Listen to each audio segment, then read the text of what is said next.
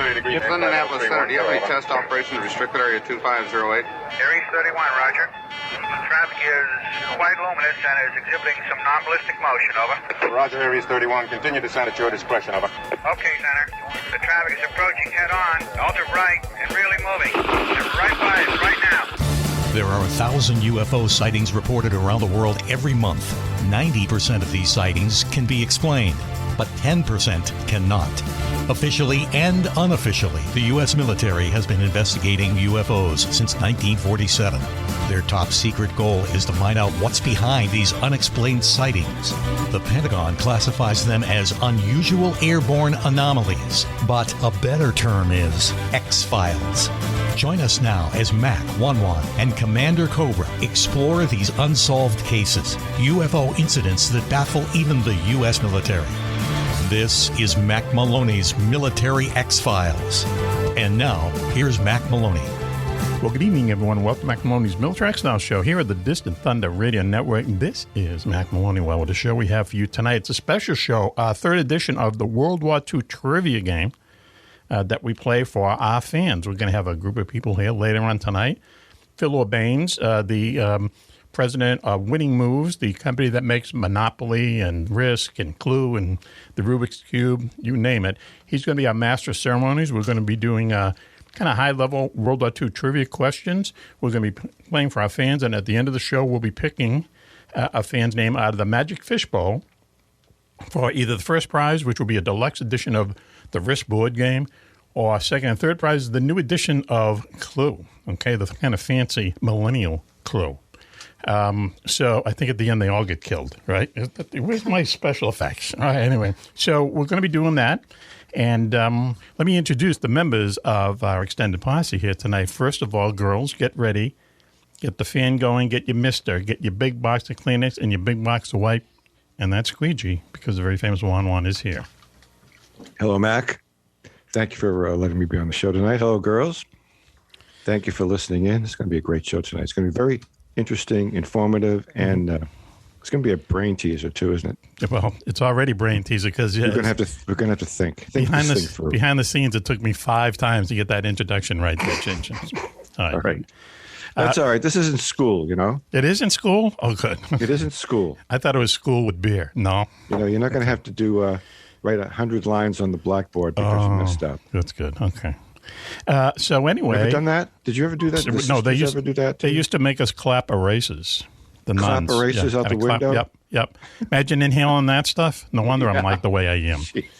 Okay. So anyway, also no Coco tonight. Mills Gills and Gigi Gills. He's out saving the world again. 2 weeks in a row. Okay. But I think he'll be back next week. We'll see. Taking his place on the food chain, and I know he loves this, is our national correspondent, Switchblade Steve Ward, up there in Battle Creek, Michigan, Battle Creek of the Republic. Switchy, how you doing? It's always great to move up a notch on the food chain. Well, you're dressing the pot now for some reason, because tonight you have, of course, he's covering his head, which I suppose Club isn't here, so if you want to, reveal the new hair system, he's not here to comment. But you have a hat on. Is that a Mothman hat? Yes, it's kind of a unique Mothman. That's kind of a cool hat, man. Okay, that's nice. Where's Oz? You going to send it in the mail? Also, I think it might be one of a kind. You have a image behind you that says, what, the Bizarre World of Switchy? What's that say? Tales of the Bizarro World. Remember the Bizarro World of Superman? Man. Love Bizarro. Love Bizarro. Everything was wrong. Everything was wrong. It's like, you know what? Russia is Bizarro World when you really look at it. You know, everything over there is wrong. It's like the bad mirror of the United States. How about that for a little patriotic speech? Is that where Mr. Mixtaplex lived or what? No, he was from another dimension. Dimension X or something. Yeah, Bizarro World, right. So anyway, thank you, Switchy, for being here. So let's go to Jocko Johnson, Southern correspondent, south of the Mason-Dixon line. Jocko, how are you doing tonight? Great, Mac. How are you? You also have a hat on. You got your shades on. What's going on? What's my usual uniform? Is that a New York Giants hat? You should take it off if it is. Nah, it's just a plain khaki hat. Okay. I follow the leader, you know? Oh, good. All right. Yeah. Wow. Just another plain tacky hat. Oh, wow. That's all it is. It's a range hat. Okay, range hat. All right. Are you armed tonight or anything? Anything going on with you? Yeah, I have show and tell for you. Okay. Tonight's weapon is Special Operations Tomahawk Hatchet. Oh, yeah. I've been using since the French and Indian War. Yeah, sure. Used the Special Forces troops. Wow. Is that blood on that? You could shave with that, man. I'll tell you, that could ruin someone's day.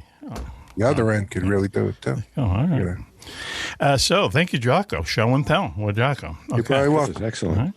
That's just like something a fireman would use to break into a house. No, I think there's more. Let the flame escape, you know. I think there's more special use. Body parts.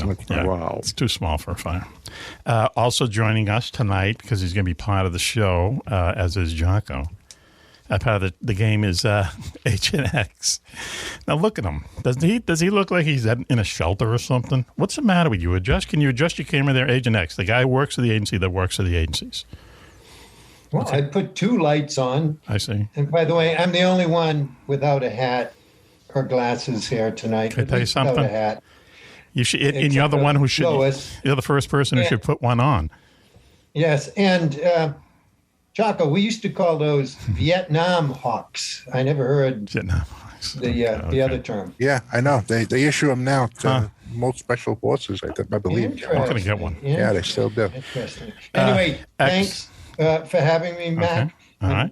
So delighted to be with the august crew that you have here. And I know we have even more illustrious members underway. Okay. 2-hour show. Later. Okay. All right. Now, award-winning. I'm at the best part, the beauties among the beasts. First, in the studio with us tonight, making a rare studio appearance. Not so rare these days, but the very lovely Lois Lane is here. Hello, everybody. It's great to be here. Hello, Lois. Hello. Once Hi, Lois. Creepy. That's about 8 on the creepy meter there, one, but that's okay. It was? Really? It's normal. Oh, it's normal, man. Right, okay. That's my farmer's kitchen voice. Oh, no. Let's make it a 9 then, okay? Lois, everything okay with you? Everything is just dandy. Okay. Dandy, okay. Dandy and groovy. Okay. All right. Also joining us from upstate New York is our favorite good witch. Raven is here with us tonight. Raven, how are you? Hello, my friends. I'm doing so good. Thank you for having me. Okay. Now, you got the hat on because it's hat season, correct? It's hat season. Want to give a shout out to the people whose name you have on your hat? Yeah, absolutely. Beer Tree is a local brewery from my area. Upstate New York. And they are kick-ass, and everybody should check them out. Wow, Beer Tree. Okay, good name. You can remember it. Hey, can you ask them why they don't distribute down to Massachusetts and New Hampshire? I'll ask them the next time I go. Yeah. They don't have what's up with martinis. Yeah, distribution that's the hottest part of doing something like that. But anyway, that's another show. So, okay, the gang is here, and coming up in a little while, we're going to be playing World War II Trivia Contest. And but before we do that, we have a top 10. Top 10.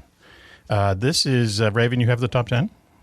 I do have the top 10. This is top 10 reasons, get ready for this, top 10 reasons the gray aliens are going to land before Christmas. Okay? Okay. Should I say it again? Cue the music. The top 10 reasons. reasons. Go ahead. Gray aliens will land on Earth before Christmas. Uh-oh. But for some reason, Jocko just showed us his hatchet again. Maybe he doesn't like the bit. Let's see. Okay, number 10. No. It's for the aliens. Okay. In case, they do one of those, like, stop the In music. case they come early, like before Thanksgiving. There you go. Yeah, exactly. Okay, here we go. No dead bird day. They ruin it for us. Wow. Top 10 reasons the gray aliens are going to land before Christmas. Please, Raven, number 10.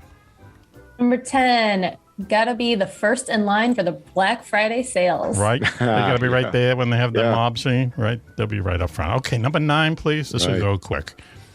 Number 9, the research shows abductees are less reluctant to get anally probed during the holidays. So what's the point? What's the point? Wow. Okay. Let's go to number 8. Let's move along. Number 8. Oops. It's the only time they can shop Amazon for those extra large stocking caps. Right, because they have big heads, right? Okay, let's go. We can move this along. Go ahead. Next one, please. They love to get drunk and go to midnight mass. Wow, who doesn't? That sounds fun. Who does? There you go. I did that. Yep, we all did. Okay, Lots next of one. Catholic aliens, yeah. Please, Raven. Number 6, they think Mary is way hot and can't get enough of her. It's really, wow, it's bad. Yeah. Well, whoever wrote that's going to hell. Which is, that's an express to hell. Okay, next one, please, Raven. Number 5, they're hoping to get invited to Wanwan's annual adults-only Find the Missing Elf party. Yeah, boy, wow, we're still getting over the last year. Oh boy, this is good. And that elf is really small, hides in every crack and crevice, as you wouldn't believe. That's the game. That's what makes it interesting. And that's why it's adults only. Okay, so top 10 reasons why Gray Alien is going to land before Christmas. Please, Raven. Number 4, they want in on Mack Maloney's Military X-Files swag before it's all gone. Good idea. Because it's going out the door, man. I had to reorder it for the 4th time today, our stuff. 4th time, yeah. Which is good in a way, but, yeah, Jocko, thank you very much. They fly right in on the spaceship. There you go. Next, please, Raven. Next, number 3, it's the best time tax-wise to cash in their stock options. See, the smart as well as scary. Okay, next one, please. Number 2, they are determined to get the reptilians' crazy office party early before those Pleiadian hard-ons drink all the booze. Wow. Wow. Okay. Note these. And so, top 10, the number 1 reason why Gray Aliens are going to land before Christmas. Please, Raven. After a year of mutilating cattle, they need some time off. They need a vacation, that's all. All right.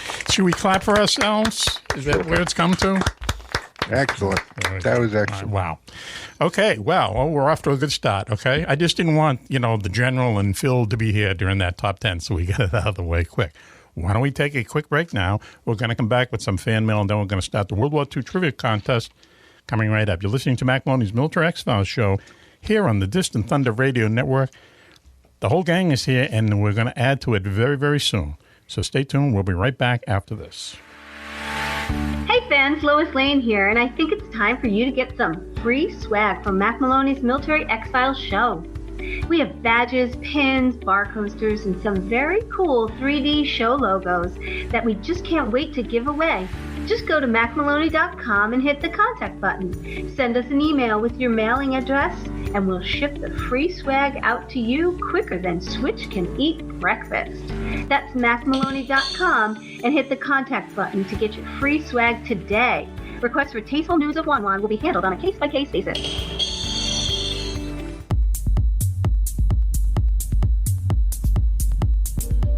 Welcome back, everyone, to Mack Maloney's Military X-Files show here on the Distant Thunder Radio Network. This is Mack Maloney. Wow, what a show we have for you tonight. Coming up later, we're going to have our 3rd edition of World War II Trivia Contest. Okay, we're going to have quite a crowd in here. Should be interesting. But before that, let me introduce our latest guest, Jim Frenkel of Frenkel Associates, my literary agent, and we really have to sweeten this up.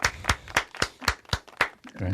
Nice to join you from Chapel Hill, North Carolina. Chapel Hill. Okay, you look like, I don't want to say you look like a guy from Deliverance, but, you good addition for the pot. Well, it's been an interesting few days since we got here. Okay. All right. Everything takes longer than you expect. The Wi-Fi isn't ready at our house. Mm-hmm. AT&T says they don't have enough of a signal to put in our Wi-Fi. Well, you are down south. You just moved down there? We just moved here. From Nashville. Yeah, from Nashville. Yeah. Give him enough time, he'll move back up to New York, right? You're just slowly getting closer? Well, we're getting closer. Okay. So we're listen. Finally back in the Eastern time zone. Jim, thanks for joining us, and you're going to hang around. You're going to be part of the World War II Trivia Contest. Everyone else is here. Switchy, Wan, Jocko, X. Guys. Raven and Lois is here. So what we're going to do, we've got some interesting fan mail in the past couple of weeks. We just figured we'd read it tonight. So let me turn it over to the lovely Lois Lane. Hi, Mac. Okay. Hi, Lois. Okay, go ahead, please. Okay. Here's the first one. Hey, guys. I'm listening to the show in Cairo, Egypt. Wow. Right? And enjoying the treat. After you mentioned your site, I visited it to find Wanwan is not so good looking. All this time, I was expecting a hot dude.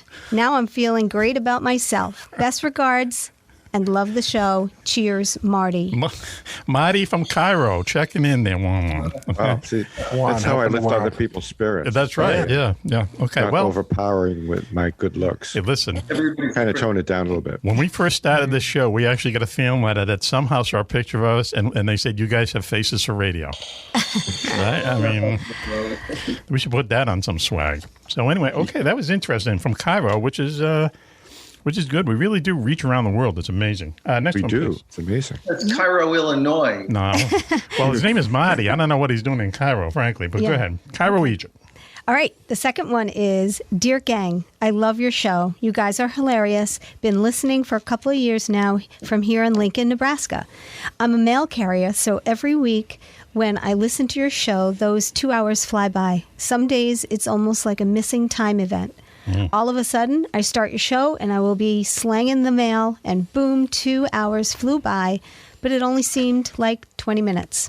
Keep up the good work. I will take a bag of swag, and if you throw in a few extra stickers, I will make sure they get put in some good places around the postal universe. Yeah. Joe Nice. in Lincoln, Nebraska. Lincoln, Nebraska. Okay. No, we love the post office. Go ahead, hon. All right, we have more. I mean, Lois. Hi, Mac and Posse. I'm a regular listener to your show here in Scotland on the Isle of Skye. I listen to you on the Paranormal UK radio network, and I have to say I enjoy your show more than the British shows who take themselves too seriously, while you guys sound like you're having a lot of fun. All the best, Craig in Scotland. Wow. See, that's a punch to Switchy's solar plexus there, because he has one of the shows on Paranormal UK radio network. Correct there, Switchy? Yes, but I'm a Yank. Okay, A all right. displaced Yank. Oh, a on the Yank. Paranormal UK radio network. You mean like a Yankee? Okay, I misinterpreted that. Okay, all right. So you don't take it too seriously? Is that the angle, Switch?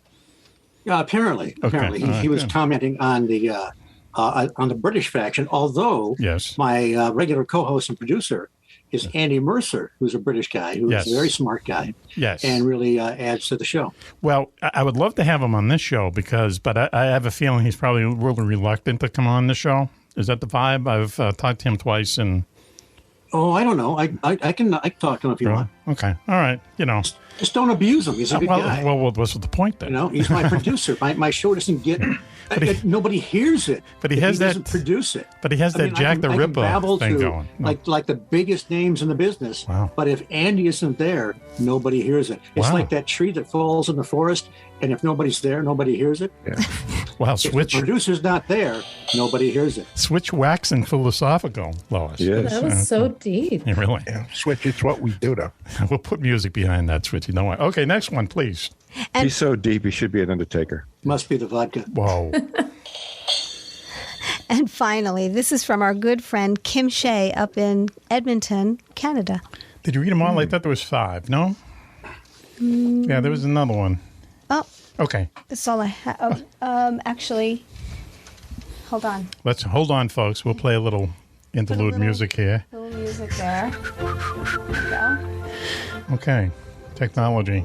Here we go. Oh, okay. Yep. Sorry. Okay, I sorry. did miss one. Here we go. Here we go. Hi, Mac. I love the show. It's off the wall and great. I'm a Vietnam era vet, was in the U.S. Navy on board the USS Independence, CVA 62. We had a rock and roll band on the ship, and we played Italy, France, Greece on the 1970 Med cruise. Yeah. Wow, what a time. Kent McLean in Moline, Illinois. Illinois. I'm going to try to get that guy on the show. I just have a feeling please. he's going to have a bunch of stories that will be really funny, So, had a rock band on an aircraft carrier in the Vietnam era, really, Yeah. Nice. Okay, yeah, we're good. Vietnam. There you go. Okay. And the last one, Lois, please. And finally- latest email. And finally, this is from our good friend Kim Shea in Edmonton, Canada. Hi, Mac. In a recent show, you were talking about coincidences. How about this one? My cousin travels to Mexico and finds a passport. It's an American one, but the name on it is Jerry Shea. My sister's name is Jerry Shea. They were born on they were born the same year, but this Jerry Shea is from Anchorage, Alaska. Not sure what that means, but it's just really weird. It is weird. Think about that for a second. Okay, so she's from Edmonton. She goes down to Mexico. She finds an American passport, and it's her cousin's name, and the same year they were born. What are the chances? And it's Jerry Shea, who's not a very common name. He doesn't spell Shea the way that we would spell it. It's very uncommon. The question remains, under what circumstances did she find an American passport in Mexico? That's the blatant, obvious question. All those years in counterintelligence, he comes up with that question. Very good question, X. I was going to say also, my uncle's partner in business was named Jerry Shea. Really? Yeah. I mean, what is Deutsch and Shea Advertising? We used to have a passport. We used to have a guy on, and he was someone who just believed in the whole idea that, we are living in this program. We're all connected. Yeah. Here he is calling right now. And he would convince us that, coincidences are just a blip in the program. And he was fascinating. I wish I could remember his name right now, but man, we should get him on again because he really made it make sense. And that coincidences are just, blips in the program, and they happen all the time, So anyway, yeah, Kim Shea, thank you very much for that. Lois, thank you for reading those. Yeah, that was exciting. It was exciting. So why don't we do this? Why don't we take a commercial break now, and when we come back, we're going to play the third edition of our World War II trivia game. Just want to remind everyone that you, at the end of the show, will be picking out a fan's name for the Magic Fishbowl to win our first prize, which is a deluxe set of the Risk board game. So stay tuned. We'll be right back after this. We've all heard of Area 51, the U.S. government's top secret base in the Nevada desert. But have you ever heard of Area 52 or 53 or 54? 54? How about Tonopah Test Range or the Navy's secret base inside the Bermuda Triangle? Find out about them and more in Mack Maloney's Beyond Area 51, Mysteries of the World's Most Forbidden Places. Did Richard Nixon show Jackie Gleason a crashed alien spaceship near the swamps of Florida? Is it true that more UFOs are seen over a small Scottish village than anywhere else in the world? And is there a secret place in Russia that some people think is heaven on earth? In Mack Maloney's Beyond Area 51, you'll visit more than a dozen top secret places around the globe. The haunted forests of New Jersey, a valley in Colorado where shadows come alive and humans can fly without wings. And where's the only secret base in America that's not been visited by UFOs? You've heard Mac talk all about these places on his radio show. Now you can read all about them yourself. That's Mack Maloney's Beyond Area 51, Mysteries of the World's Most Forbidden Places. Now on sale at Amazon.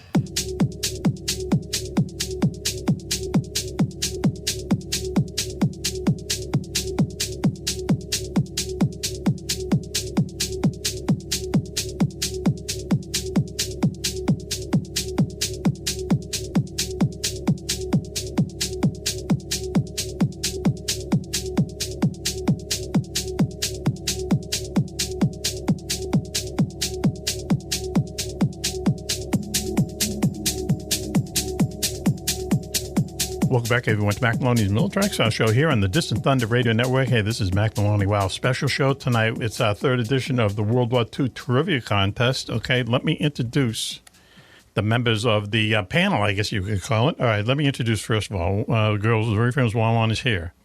Hello, Mac. Hello, girls. Switchblade Steve is here. Switchy, how you doing, Switch? I'm doing. Apparently, I'm just here as eye candy tonight. Well, what's changed? Okay, and how it always is. Jocko Johnson is with us. JJ, the second JJ. How you doing? Good. Okay, hello, there you go. everybody. Okay. How are you? Agent Hey, X. Jocko. Agent X is with us. Agent X paid his light bill. There's the lights on. Okay. Hello, Mac, and this platoon of people that we have with us tonight. Jim Frenkel. Well done. Jim Frenkel of Frenkel and Associates, literary agents, right? Glad to be here. Would you say? Okay. Also, a good friend, Lois Lane is visiting us in the studio tonight, taking all these messages. Wow. Yes, it's Lois, a very busy night. how are you tonight? I'm just dandy. You dressed up. Why did you dress up for this? Oh, because it's a special occasion. Oh, okay. World War II trivia night. Same reason I did. Okay. All right. Also, our good friend up there in upstate New York, good witch Raven is with us. Raven, how are you tonight? Hello. I'm so good. Thank you. Okay. Is there a beverage du jour tonight? Just tea. Tea? What happened? What have you done with Raven? Okay, listen. Tonight is World War II trivia contest, and a good friend. Let me introduce our the star of the show. Tom Landwermeyer. Okay. Thank you for joining. Okay, so now we, for some reason... Thank you for your service, Tom. Yeah, really. You bet. And definitely not the star of the show. I am going to be holding everybody up here after a while. No, Okay. You'll see. All right. Wait, let some time go by. You'll see. You'll probably win with glowing colors. But listen, how long were you in the Army total? 33 years. Loved every minute of it. Wow. Did you really? Yeah. Huh. Wow. And I see in your bio, all your kids go to like really well-known colleges, right?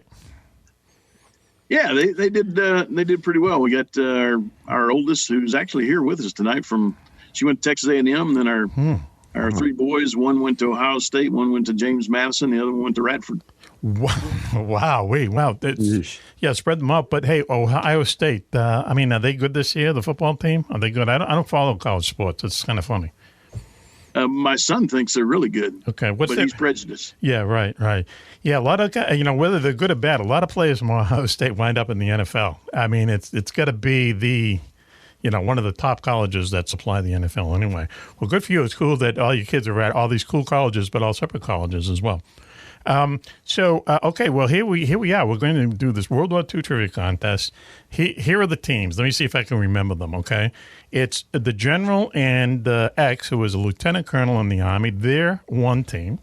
Okay, Jocko Johnson and Juan are team number 2. And myself and Jim Frenkel of Frenkel Associates, team number 3. Okay, and we just want to mention now that the reason that we're even doing this and the general is on is that he's at the top of the food chain of a charity that we mention all the time on the show, Homes for Our Troops. Can you give us the pitch? Because people hear me give the pitch every week. Can you give the pitch, please, General? Sure, it'd be great, Mac. So we're a national charity. We're located just outside of Boston, Massachusetts.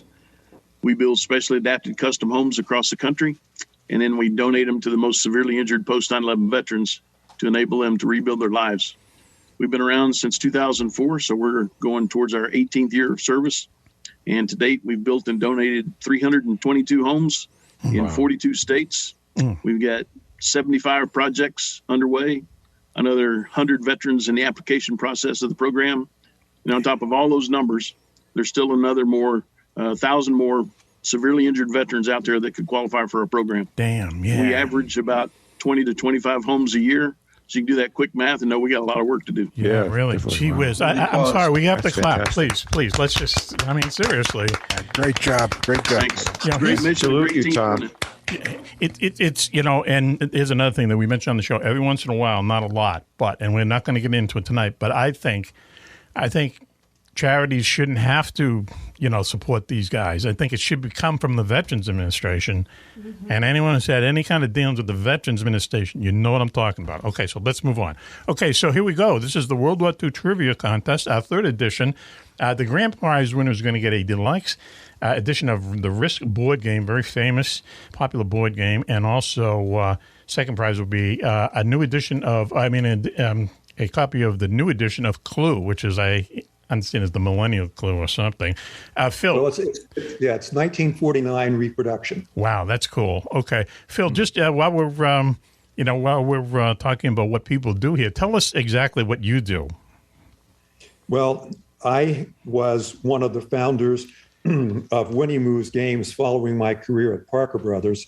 I was the president for 19 years, and since that time, I've been on the board of directors, and I simply advise. So, but what are some of the games that your company now distributes? Well, in addition to classic Risk, we also distribute a special European version of Risk. We do Boggle, we do Clue, we do Sorry, we do the 1980s edition of Monopoly. believe it or not, our most popular game this year is a game for young girls called Pretty Pretty Princess. Oh, one has that. Go ahead. Yeah. We've also made the whole line of Rubik's Cubes for the U.S. market. Rubik's Cubes, yeah. And of course, a number of original games as well, but those are the ones that are household names. Right. And you can do, you told us once, was it your nephew or somebody can really do the Rubik's Cube in like a matter of seconds or something? Well, my nephew can do it in a couple of minutes, which is pretty good. But the world champions, I think the record now is around 6 seconds. I mean, it's almost absurd. Man, man, that's crazy. That's insane. Yeah, that is. Yeah, that's weird. So, all right. So, well, listen. So, are we ready to start the game? Is everyone ready? We're ready. Okay. All right. We're ready. Yes, so, sir. go ahead. Phil, I'll turn it over to you. Okay. Question number 1. The United States Army first battled the Germans at the Kasserine Pass in Tunisia on 9 February 1943. Who won? Who? Is this for everybody? So you guys, everybody, Who are you asking? Everybody writes down an answer, and then when everybody has signified that their answer has been recorded, then we'll ask each player to reveal them. Okay. Yep. Okay, that's cool. Okay, losing it. I'm ready. I'm ready. Yeah, I got it. I'm ready. Okay. There we go. Okay, so for convenience, we're going to always start with the members of Team A, go to Team B, and Team C. So X, who do you say? Kasserine Pass, the Germans won. Okay. Next, we have the general. Same, Germany. Okay. Juan. Definitely the Nazis. Okay. Next, Jocko. I was going to say the Germans, yes, but maybe the Axis. I don't know if that was a trick question. No, it's not a trick Italians were in there. Yeah. That would be a trick list. Mac? Yes, Germans. Yeah, Germans. And finally, Jim. I had the Germans. Yeah. Absolutely. Okay. So everybody was correct on that one. Everybody gets 10 points. The Germans won. Yeah, basically the first battle of World War II. Was won by the U.S. Army after Patton took over. But initially, the U.S. Army was pretty green, and they certainly were pushed back by the Germans at the beginning of this campaign. But learned a lot of lessons from it. If I've read stuff about it over the years and learned a lot of lessons from it. And it's really the last battle they lost, right? When you think about it, did they lose? Right. They lose any battles after that? I don't think so. No. I mean, the Bulge was bloody for a while, but we ultimately prevailed at the Bulge. Yeah. Okay, question number 2, and I think you'll find this one to be very intriguing. Of the 2 million soldiers who entered the U.S. Army in 1943, how many were combat troops? Now, let me say that I've used 1943 as an example because it was consistent year by year by year. So in a typical year during the war, 2 million soldiers entered the U.S. Army. How many of them were actually combat troops? In other words, how many of them were actually fighters? Oh, man. Phil, this is a numerical answer. What's the range? Army Air Corps as well? Yeah, 2 million men under uniform. 2 million men on the ground. Okay. Okay. So you're going to enter a number like 100,000 or 1 I see. million or What's the range? Okay, there's no million. range. Okay, I'm going to say just a number like that. Just going to say this. Let's see for 2 million men. Okay. All right, I'm ready. Is everyone else ready? Yep. Okay, everyone ready? I'll take a guess. Everyone ready? Okay. All right, here we go. Go ahead, Phil. So X, what do you say? Wait. I got to call halt on this. Uh-oh. If I get asked first every single time. Oh, what's the matter with you? This is the exact same thing that happened last time. Yeah. Everybody gauges. Oh, okay. Yeah, sure. All right. Well, okay, we can do this. That would definitely never work. Wow. Okay. Let's go to the general first. You'll be last. Okay, General, what do you say? Perfect. I'll say 500,000. 500. Okay. Juan, what do you say? Oh, geez. 10,000. 10,000. How many? What? I'm picking a low number, 10,000. Well, you can't win with a low number. You got to get closest to the real number. Wow. I know it. Tough love. Okay, you're going to say 10. 10. Yep. Out of 2 million Out of 2 million. men drafted, only 10,000 fought. 10,000 10,000 boots on the ground, or maybe 100,000. Okay, I'll go to 100,000. Okay, Jocko? Maybe 10%. 800,000. 800. Okay, Mac? I'm going to say 400,000. 400. Jim? 300,000. 300. And finally, now we go back to X. I would say Mac's probably pretty close, but I can't use the same number, so 450,000. 450. Okay. Here we go. The answer really stunned me when I looked this one up. It's 365,000. Wow. Wow. So that basically means for every 5 soldiers who were drafted or volunteered, only one of them actually fought in combat. I'll tell you, if I can just say, the only clue I even had in that is I remember during the Vietnam War, it was even lower. It was like, 15% were combat troops. The rest were support troops. Not everyone is in the field fighting. A lot of logistics people. Right, a lot of logistics. We're going to get to that. With a mechanized outfit, especially the ones you had in Germany, you got a big logistical tail that comes with those teeth. Right. There's a lot of people. I'm just curious. Yeah, sorry, General. I'm just curious, Phil. Is that? And I asked that question, but was it like Army boots on the ground, or are we including the Army Air Corps as well? Because they took like 800,000 casualties. Boots on the ground.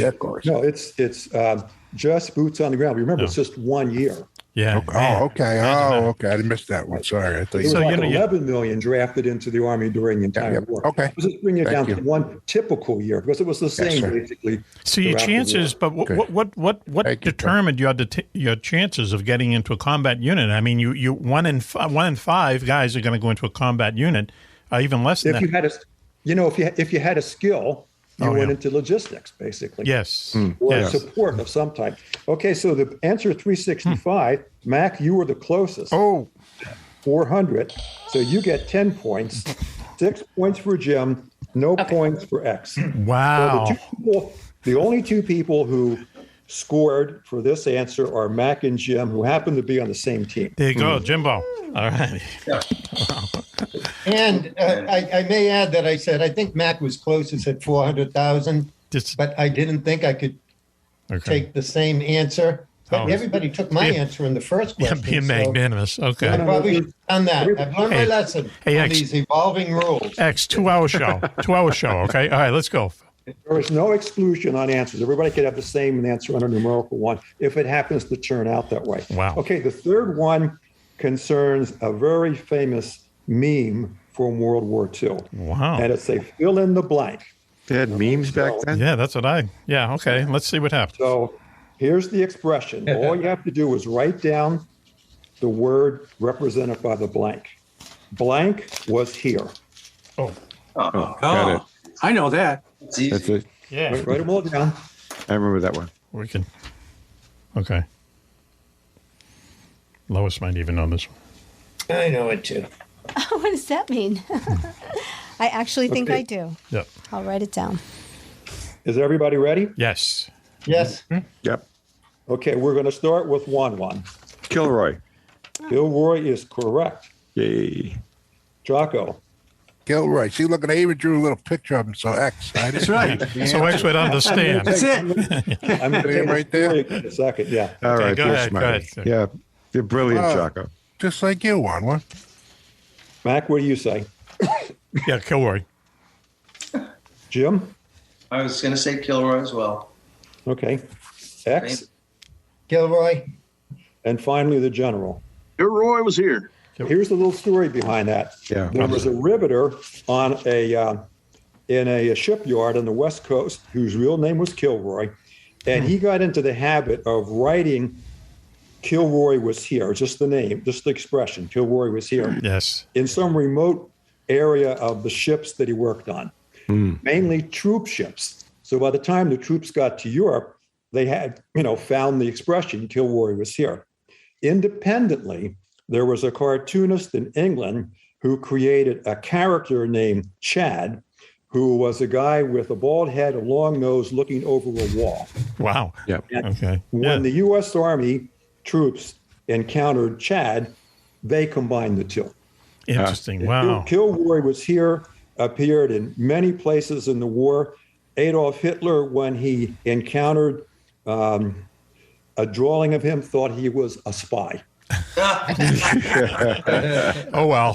Paranoid there. Yeah, right. See, I would have won this hands down. Yeah, really, yeah. Lois. I just want to, for the record, since it was even, Lois would probably know this. Lois did know it. Lois did, right? She wrote it down. Yes. So even Lois knew it. And for a bonus point, what does Kilroy mean? It's an Irish name.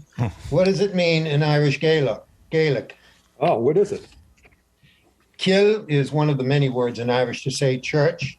Yes. And Roy or Ree is one of the many ways to say king. Church of the King. Church of the King. All right. Church of the King. Wow. We're educated and entertained. Raven, are you awake? You still awake there? That was excellent. World War II was a big battle, that they fought way back, in the last century. Okay. You can Google Never heard of it. Yeah. Brad Pitt was in it for a while. Yeah, Brad Pitt fought in a tank. Tank. Yeah, I think Ben Affleck was in it as well, somewhere. Yeah. Okay, so next question, please, Phil. Okay, you ready for the next one? Mm-hmm.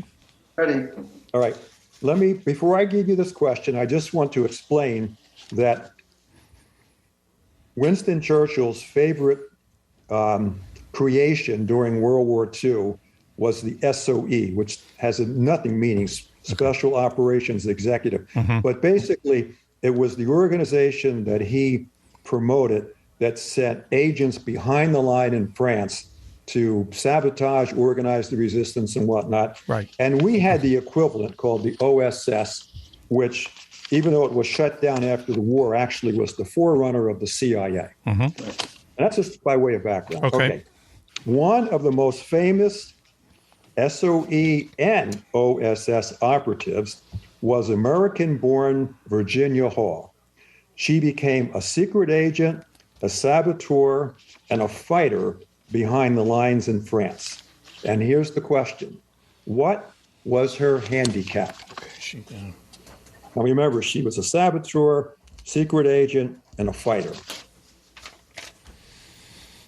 I'm ready, Alex.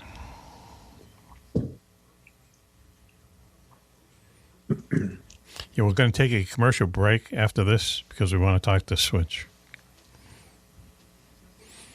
I'm ready. Everyone ready? What was her handicap? Is that what you're saying? Yeah, what was her handicap? Okay. Thanks for joining us, Mom. Wow. Okay, he's ready.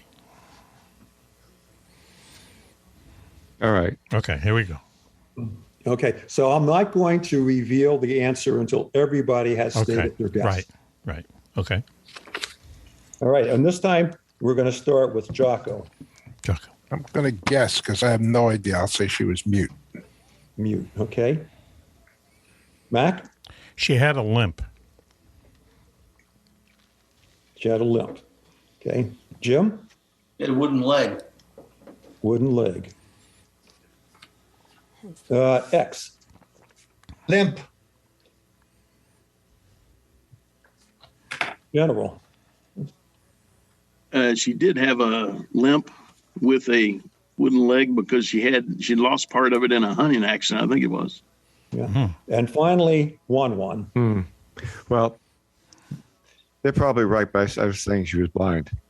That'd make a great spot. Okay. Wow. That's really? handicap. You're dragging this Very original, Wan. Very original. Jim, did you give your answer, Jim? What? Did you give your answer? Yeah. Okay. Yep. Okay, all right. I think we're all in. Okay, yeah, Jim said wooden leg. The answer is Virginia Hall had a wooden leg, which she nicknamed Cuthbert. And she self-inflicted an injury with a shotgun while she was hunting in Europe a few years before the war. So she accomplished all of this, spy, secret agent, saboteur, and fighter, and including and every now and then escaping while, handicapped by the wooden leg. That's crazy, so I think it's fair to give 10 points to everybody who said limp or wooden leg. Yes. Thank you, Phil. Thank you. So that means that for team 1, each player got 10 points. For team 2, none, because blind and mute were out. And then team 3, 10 points for each. Listen, You don't want one. Was there a documentary? Hang on, great PBS special. Go ahead. Was there a special about her? Like she was the most wanted She wrote spy? There was a book about her not that long ago. But listen, let me just really quickly, Jim, because you're in the biz. I mean, most hunted spy. Yeah, wouldn't that be an unbelievable movie, like for some actress like Nicole Kidman to play someone with a wooden leg? Yeah. Isn't that their delight? Yeah. And it's just we've talked about it before on the show. There's so many twists and turns, and she had just a weird life and a very unlikely spy. Yeah. Cool. So, Mac, why don't we do one more question before the break? Okay, break sure. it up evenly, 5 and 5. Okay. And this question is a numerical answer, and it's pretty straightforward. Beginning in 1942, during the war, how much was a private paid monthly? Oh, wow. It's probably what they pay him now. Sorry, what year did you say before the war? No, 1942. In other words, right after Pearl Harbor. Okay. The Army adjusted its pay scale for the war. How much was a private paid? Per month. Per month. Okay. Is that what taxes, Phil? Or straight? This is just the gross amount. Okay. Plus, they got all their meals, right? Yeah. Now, this is what they got paid in cash. And their clothes. Right. Yes. Yeah. That's what I could before never. Before tax or after tax? Before tax. So it was this amount of money plus benefits, whatever plus they were. bennies, yeah. Oh, so they count the benefits? Yeah, you go fight in the war. That's the benny. So, okay, is everyone in? I'm in.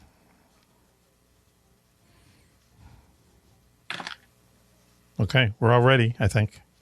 All right. We're going to start with you, Mac. I'm going to say $35. 35. Jim? $14. 14. Let's go back to X. I'd say $31. 31. General? I'll say 125. 120 or 125? 125. 125. Okay. Juan? Was this, wait a minute, was this a week or a month? A month. Mm-hmm. $60. I don't know, something like that. 60. Yeah. And then finally, Jocko. Rolling the dough. $46. 46? Random. Yes. Random. Okay. Absolutely. The Army actually instituted a pay raise starting right after Pearl Harbor. So the amount that I reveal was the standard pay during the war. Go ahead. And the answer was $50 a month. Ooh. Oh, wow. Jocko. So 46 is the closest. But that was, can anyone determine what that would be worth these days? It's probably. Well, I don't know. It's 23 times or something. Yeah. You know, it was kind of good money back then, but it was wise to raise the pay scale right after Pearl Harbor. That's for sure. All I can tell you is that my dad, who served during the entire war, saved everything. He sent it home, and after the war, when he got married, he built a home with it. Wow, yeah. What did they make before Pearl Harbor? $35. Wow. So See, I guess it's 35. I heard 35 somewhere. Yeah. They give him a pretty nice raise when you think about it. No kidding. Yeah, when you really think about it. 46 is the closest, and 60, I believe, is second closest. 50. Hey. Oh, 35. Oh, no, someone said 50, I thought. Yeah, right. Go ahead. I said 60. Okay, so 60 will earn for Juan 6 points, and 10 points gets awarded to Jocko. Wow, All right. Just an interesting point directly related to that. Juggernaut. When I was a second lieutenant, I did not make 23 times more than $50 a month. Wow. Okay, wow. So that just shows, and the general probably made less than I did when he was a second lieutenant. Well, of course, this is in today's inflated numbers. Right, yeah, sure. No, I understand that. Okay, so we're going to take let's just take a little bit of a break, not a real break, but just like a little bit of a break between questions. I just want to throw it to the general real quick. So at one point, I think you said you were in charge of like about 8,000 people. Is that right? Yeah, over in Korea. That's right. Yeah. Okay. And what's that like? I mean, are you worried about them every single day, or is it just what's it like? I can't imagine, being, in command of 8,000 people in a potential war zone. I mean, how did you handle it, I should say? The command I was in, the vast majority of them were civilians because we were running all the installations across the peninsula. Okay. But it wasn't a thing so much about worrying about everybody, is you really got to trust all your subordinate leaders to be doing the right thing when nobody's looking. Because there's no way you can have complete control over that size force over the entire Korean peninsula, Yeah. So you had a staff. You had a staff then? Had a small staff at the headquarters, and then we had smaller commands at all the installations around the peninsula. And what did then each one of them had a staff, and they kind of ran the installations. They were the city managers, so to speak, and made sure everything was working on the installations. Right. And what would happen? Would they report into you like on a daily basis or a weekly basis? Would you visit them often? Visited on the road all the time, visiting all across the peninsula. Okay, visiting the different commands, and we had 4 major commands under me, and then they had smaller commands under them as well. So we just got out and visited the troops all the time. Okay, and was it like, the general's coming? You had to have, raised that anxiety in these people, right? Well, I can remember when I was, X was talking about pay a little while ago, but I can remember when I was a lieutenant, I didn't want to go around to the squadron headquarters where there was a lieutenant colonel. So I know that the temperature gets ratcheted up a bit when generals start, saying, hey, we're coming down to visit you. Sure. Because they really think they're coming down to tear you apart. Yeah, right. Well, how many times, I mean, in some cases you would arrive to tear them apart, right? It wasn't all strawberries and balloons. No, I mean, you got to hold. You set high standards and you hold people accountable. Yeah. Now, there's ways to do that. You don't have to make it a public flogging or something like that. You take them behind closed doors and tell them what it's all about. Yeah, is that how it's done mostly? See, I've never been in the military, but a lot of people in my family has been in the military. But is that how it's usually done, like kind of behind the scenes, and you don't really know and so on? If someone really goofs up.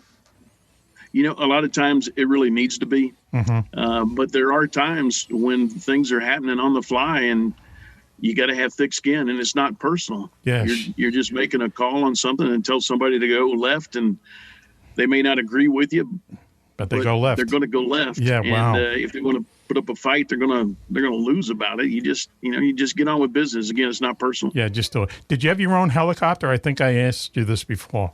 Didn't you have your own helicopter? Yeah, actually, when I was up in Second ID, my last tactical assignment, it wasn't my personal aircraft, but there were aircraft in the division that were set aside to fly the command group, our 2-star and then our 2 1-stars. Cool. And usually had the same crew. Yeah, nice. Which they weren't all that enthused about having a 1-star fly in the back that was also an aviator, because I tended to give them some flack when they'd come in and bounce it onto the ground or something. Nice. And okay. Yes. They weren't always hyped up on having me in the back seat. Okay, so you were a helicopter pilot at one point? I was. Really? For about 20 years. Wow. Too bad Coco wasn't here. So, we're getting on with the game very soon, but on helicopters, they're really difficult to fly. I mean, the aerodynamics of them always are just kind of a mystery to me. Yeah, well, it's a lot of people say they're not meant to fly. Well, someone said don't get in one if you don't have to. Yeah, they're a different animal. I mean, the hardest thing about them starting off is just learning how to make it hover. Once you figure out how to make it hover and that you're not fighting the controls and everything, you're fine. Yeah, really, huh? And it's nice because they're a lot smaller, and you can, again, since you can hover, you can put those things virtually anywhere that you got the space. Wow. In what years were you flying chopper? I was actually flying from 81 until 2002. Wow, huh? And was it fun? I mean, I don't know how else to put it. Was it kind of cool? I love flying. I really wanted to get into it, mainly because of a little bit of an adrenaline junkie anyway. Oh, yeah. Wanted to fly, but like also because they were always working with the ground troops. You got to support them. You always knew what was going on the ground. You got to help out. Yeah, cool. And I spent 5 years as a tanker before I transitioned to aviation. Just like X was in tanks. I can relate to that, General. Started out in tanks as well. Yeah. And I just like from firing one big bullet to flying something to fire big bullets. There you go. I took the high road. I went to military intelligence after tanks. Yeah, you told me you spent. My officer. What helicopter did you fly the most, Sharon? The most was probably an OH-58. Okay. Start with that, though. I did get to fly. I was rated in a Cobra, as well as the last. Well, everybody starts off in a Huey. We started off when we went to flight school. Then I went to 58s, and my first couple assignments was in a Cobra for a while, and then the last aircraft I was rated in was a Black Hawk. Wow, the Cobra. If you don't know, the Cobra is like this very kind of slender helicopter. There's just basically a gun with a rotor on it, right? It's just an awesome array of weapons for a relatively small helicopter, right? Yeah, it's a tandem seating. The Cobra was mostly associated with the Marines, I thought, General.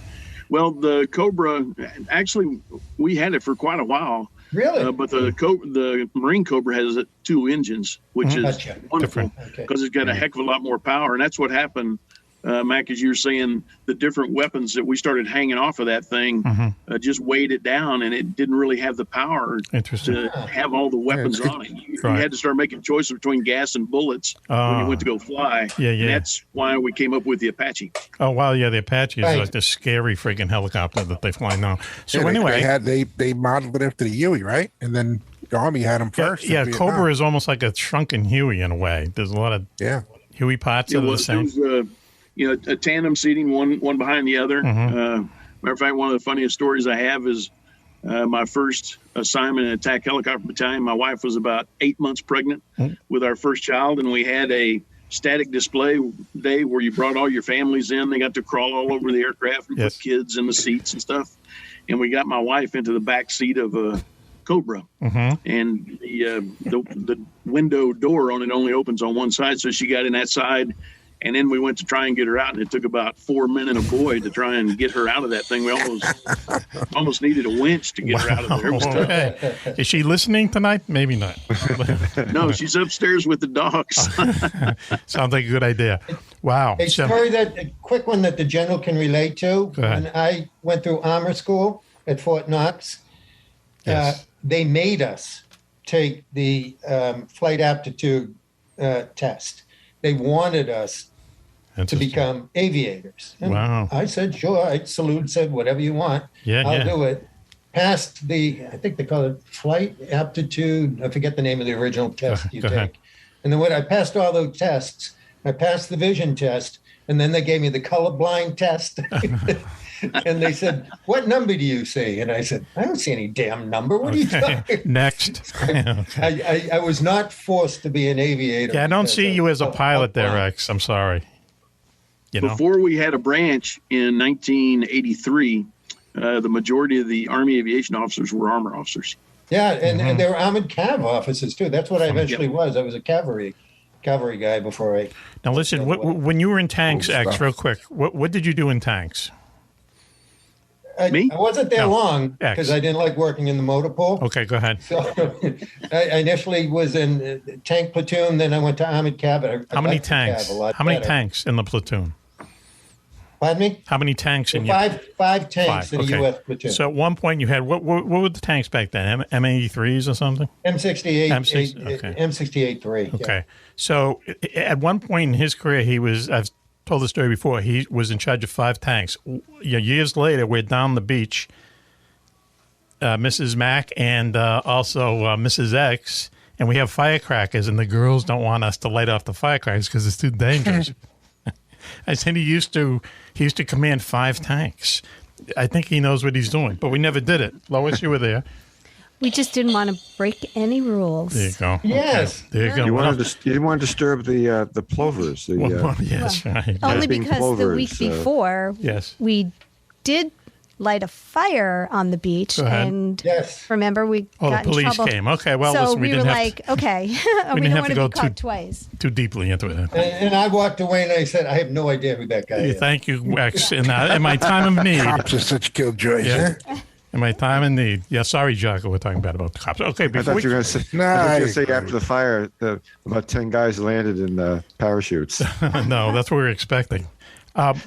Wait, we're here for the party. Yeah, the party. That was our signal. It turns out this police officer wasn't really interested in partying, as they say. He wasn't? No.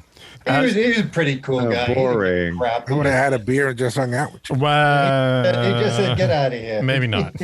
Okay, so I get two questions. Okay, first of all, Raven, how you doing? I have to check in on you because it looks like you're falling asleep. I'm good. Okay. I should have played because I knew that one answer Kilroy. about Me the too. broad with the wooden leg. Oh, I knew that Broad one. with Damn. the wooden leg. I love her. But That'd be that's the name of the only movie. one I know. That's the name of the That word movie. was canceled, but I guess not. The broad with the Come wooden on, leg. I Raven. think I'm allowed Frank to Sinatra say used to say it. it a lot. Here we go. Still Raven, my I book, know yeah. you knew that there were five tanks in a U.S. tank platoon. You Right. knew that. Okay, Sure. before we get term the Apache switch. helicopter was canceled also due to a slur on the Native Americans, right? No, we haven't canceled any of our helicopters. They're all named Okay. after Yeah, they're all named Or after. I thought maybe Indians. the Atlanta Braves might be canceled. No, but they no. weren't. There's a whole different Indians thing. said they like the chop. You're I know honoring they them. did. You're Spoken honoring Comanche, them. the Kiowa. They're warriors, They're all right. cool helicopters. Right. How about How real did quick? the Tomcat get its name? Do you know? The Tomcat. Hope that's not what would be a Tomcat. question. The Part two, F-14 that comes up in Tomcat. the next part. Okay, That listen. was way after World The War reason II. for a commercial break is that we have to, not a commercial break, but a break. Before we get back to the World War II trivia question, just switching. The skew of the show. Okay, you ready? All right. I ready. got a lot of letters on what you've been eating lately. So, Switch, what did you have for breakfast no. this morning? What did you have for breakfast this morning? For breakfast this morning, I had Entenmann's chocolate frosted donuts with the yellow cake, not the devil's food. Oh, yes. And they were mini Entenmann's. Mini. So I was able to cram in about 3 or 4 of them with a cup of coffee. 3 or 4?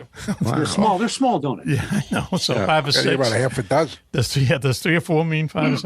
And the good news is, Mac, Yes. I've got 3 left in that box, so I know what I'm going to have for breakfast tomorrow if I can That's your stay out of that hors box. Or sooner. Yeah, you never know. Okay, cool. Wow. All right. So, It's your hors d'oeuvres for dinner, for breakfast. so no yogurt, no energy bar, nothing.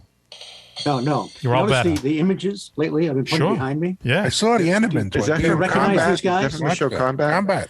Lois's uncle was This is the involved with TV that show event, so- Combat. I on the love that 60s. Oh, yeah. show. Vic Morrow. Awesome show. Vic Morrow. Rick Jason, Vic Morrow. Man. Get the whole thing on you had, CD. you And had some guy who was a guys comedian. pretending to be soldiers in California, pretending to be France, Right. fighting actors pretending to be Nazis. It nice. does not get any better. Any live rounds? Anybody got killed with a live round? No, Not no. Wow. No. Alec Baldwin. must Yeah, we're not not have going to been get into that, but I'll tell you, there's no, if you really read into it, and Jim probably knows this more than me, there's no way a bullet is supposed to be on a movie set. It's just not supposed to be, And it goes back to an actor named John Payne years ago, and a TV series called The Deputy, and somehow they mixed up kind of shot, and there's the John Payne Law. He was also in what's the name of the Santa Claus movie on Broadway there, Lois? The Santa Claus. You mean? Yeah. Oh my gosh, it's out of my head.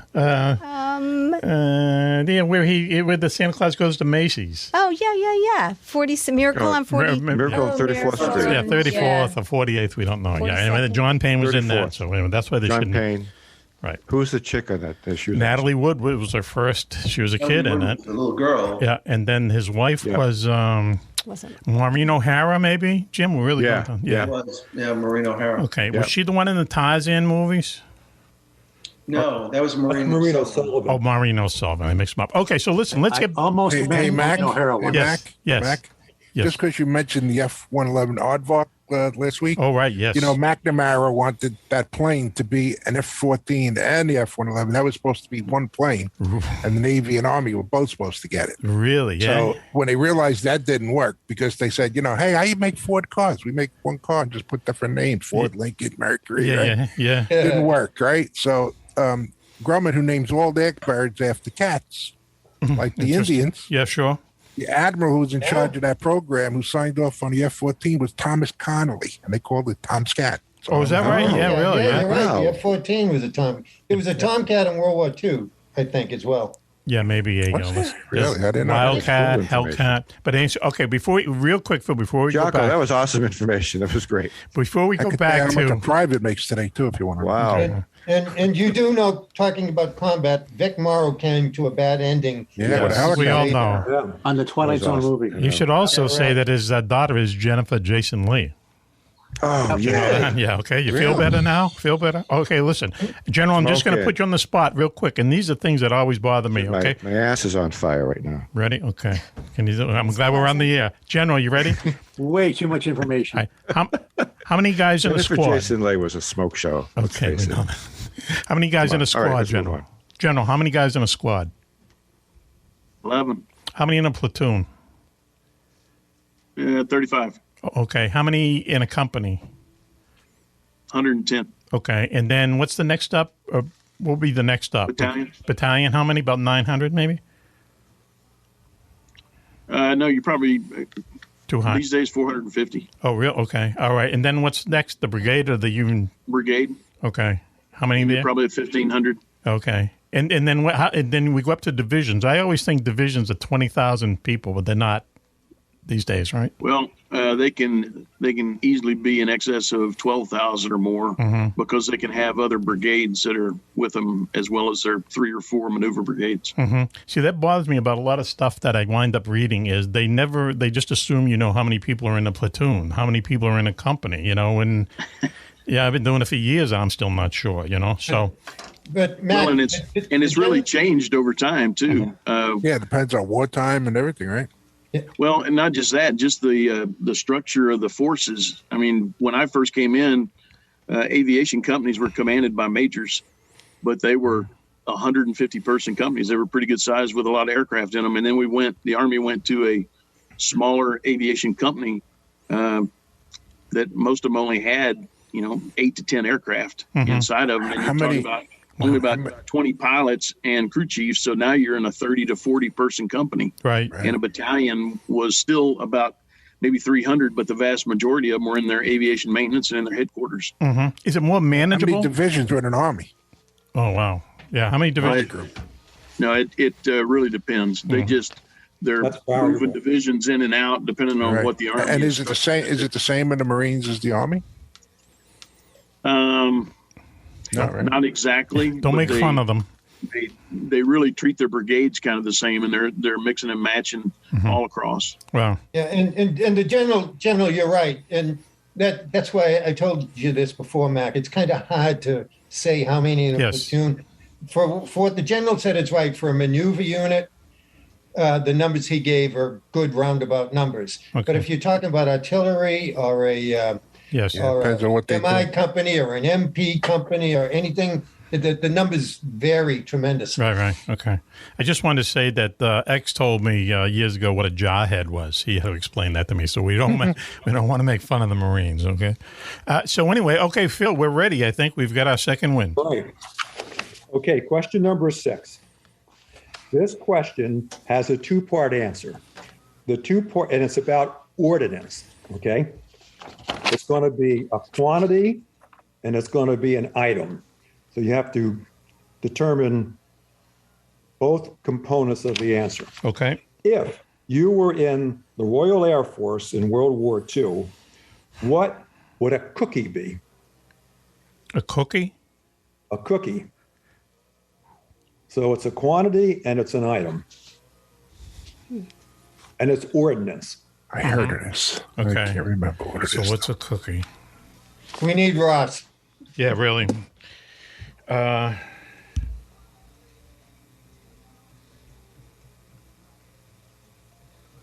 we're going to start with Jim. Wow. Cookie is a dozen landmines. Well, are we all ready to go?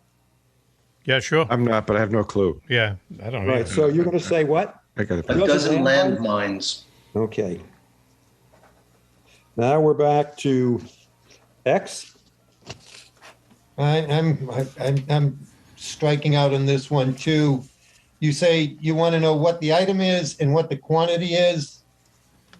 Right, and it's something to do with the Royal Air Force. Okay. The Royal Air Force. I would say a bomb load. I have no idea. You say bomb? bomb load. But you have to give me a quantity. And so, pick a number. First of all, let me say it's an item. It's not items. And an item that has a number in front of it. Yeah. Want to pass? So it's a single. Oh, it's a single. Can we come back to you? Single item. Go ahead. With a number in front of it. Yes. Right.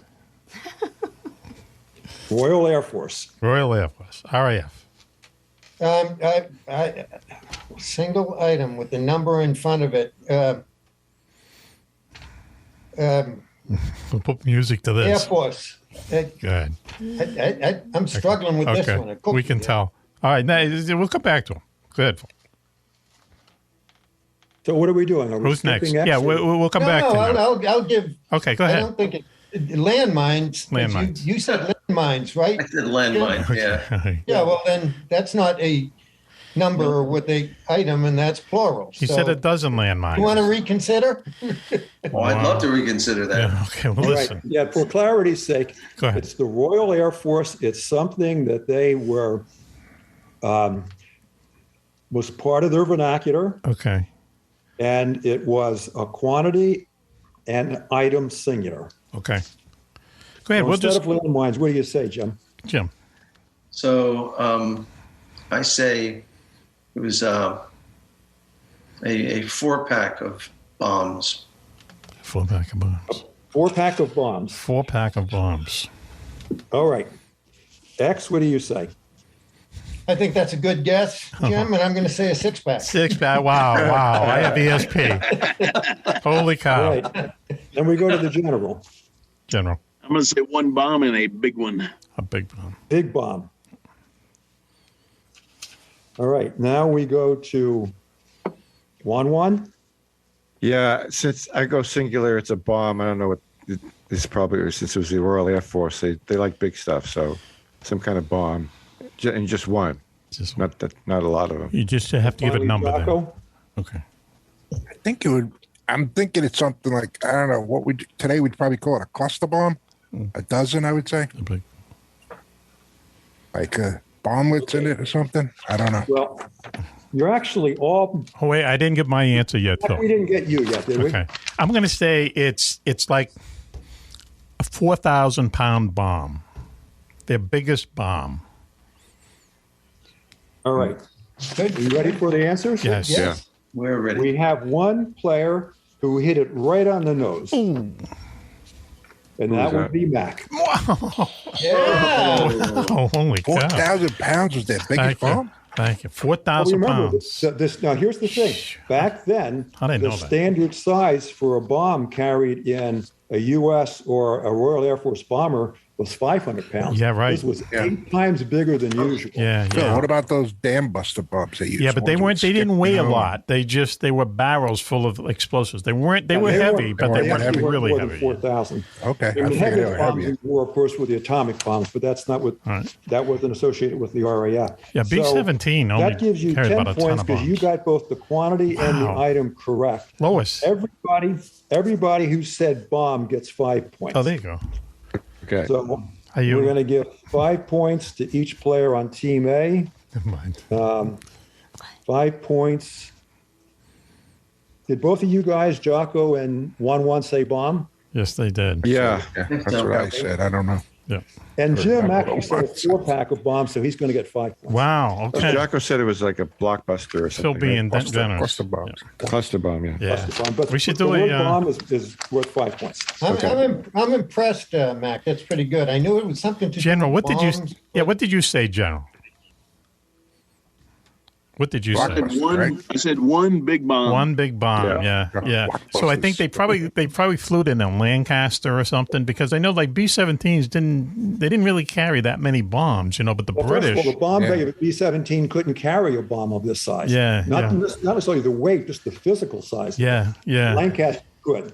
Yeah, And I just think it's very cute that they would name this bomb a cookie. Well, that's the British. Yeah. Well, yeah. Okay. So let's go. Okay. Next one. Next question. And this is a 2-part question. Each part, if you get it correct, will earn you 5 points. Was the famous photo of the Marines erecting the American flag on Iwo Jima taken before the battle was over? So the answer to that part of it is either yes or no. The second part is, was it the actual raising or a reenactment? So you're going to write down actual or reenactment. And that's going to comprise your answer. Okay. We should remind people of the scores after this one. Yeah, well. I should, I can talk in the interlude here to tell you that Lois Lane's father was the youngest Marine to land on Okinawa. He was 15 years old. Really? Yep. Great story. Yeah. Wow. And I tell this, he lied about his age, and a lot of kids did that back then, but he was, he was 15 years old when he landed on Okinawa. And then after the war, he went to Japan, and he was like about almost a year, kind of like a military policeman or whatever. And then he went back to Long Island. Did he live on Long Island at the time, hon? When your father came home from the war, was he still in Brooklyn, or where is he? Yeah, Brooklyn. Brooklyn. Bronx. I want to know where in Brooklyn. And they made him take his senior year in high school. He left when he was a junior. They made him take the senior year, but they wouldn't let him play baseball because he was too much of a man. He says all I wanted to do was play baseball. That's a great story. Yeah, and that was it. He couldn't wait to get out of there. Okay. Okay. Does everybody have their answers written down? Yes. Yes. Okay, we're going to start with X this time. So, yes, no, actual reenactment. What do you say? The first one was yes, the battle was not over. Do I have it right? Well, the battle was not over. You've answered that question. Yeah, we don't. Okay. Yeah, right. We and don't. The other one was it is a reenactment. So, yes, reenactment. Then we go to the general.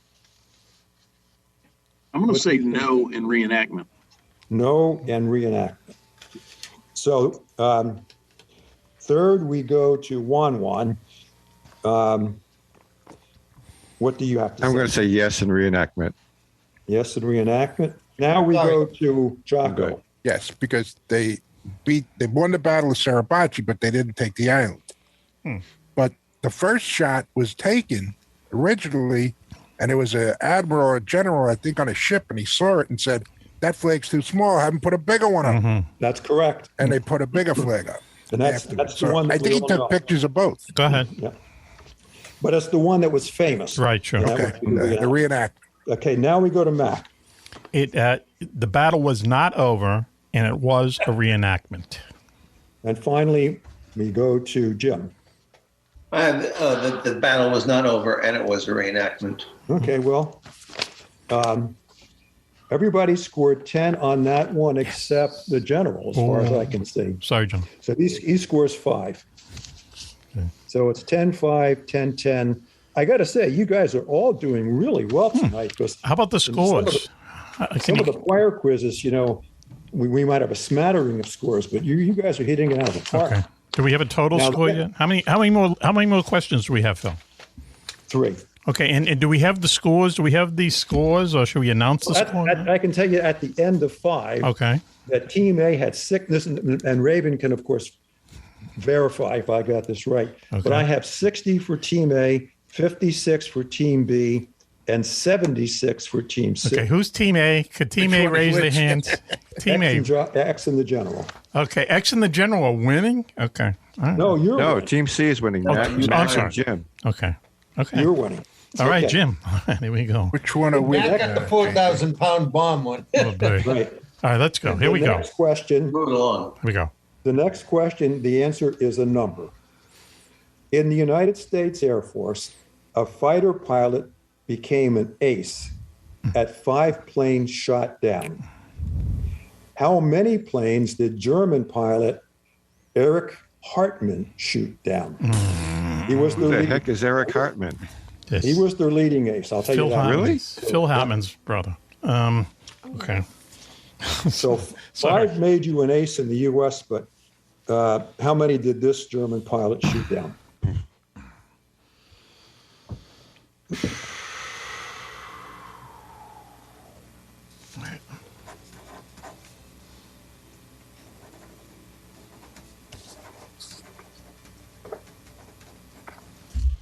Okay. Hey, General, what do you think of guys that did the subservice, silent service? Would you ever do that? Did you ever consider going in the Navy? Not the Navy, and definitely not the submarine force. I got no desire to get down there deep. Run silent, run deep. No, thank you. My hat's off to you, Switchy, man. I could never do that. I'd just be too many issues. Everybody got an answer? Yep, we're ready. Yep. All right, so this time I'm thinking, did we start with the general that time, or did we start with X? X. I think we start with X. Yeah, with me, yeah. Okay, so general, what do you say? Man, I think this guy had just a ton of planes he shot down, but really it was very few U.S. I think the majority of them were Soviet. Probably so, but this is the whole war, so. Yeah, so I'm going to say like, I don't know, 300. 300. Okay, we go to 1-1. Wow. I was like 1/10 of that. I said 30. 30. We go to Jocko. 476. Something crazy. He shot down a boatload of Russians. Yes, nuts. I'm going to say 101, almost all of them Russians. Yep. Finally, Jim. Or not finally, but Jim? 41. 41. Then we go back to X. Yeah, I'd say 131. 131. Okay. Eric Hartman, and you're right, he was mainly on the Eastern Front. He shot down 350 people. Wow. Oh, yeah, boatload of them, man. So 300, which was the general's answer, gets 10 points. The general. And let's see who was second here. I think it's going to be Jocko. Jocko, who said 476. Yeah. Yeah. Wow. Okay. Jocko, you score 6. Man, how do you have the time to do all that? I mean, that takes a lot. Every day he shot down everything. They had biplanes. Yeah, well, they shooting down trainers and stuff. Yeah, I understand that. Yeah. Okay. Women pilots, they never flew a plane. Next question. Good. Wow. It's kind of fun. Okay. It's in addition to being a candy, what item to which all soldiers were entitled was nicknamed a Hershey bar?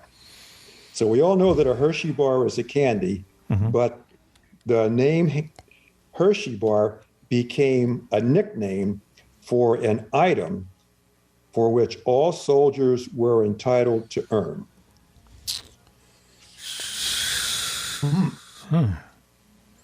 And I'll give you one other clue. Yes, please. Think of the shape of the Hershey bar. Oh, I see. Okay. You know.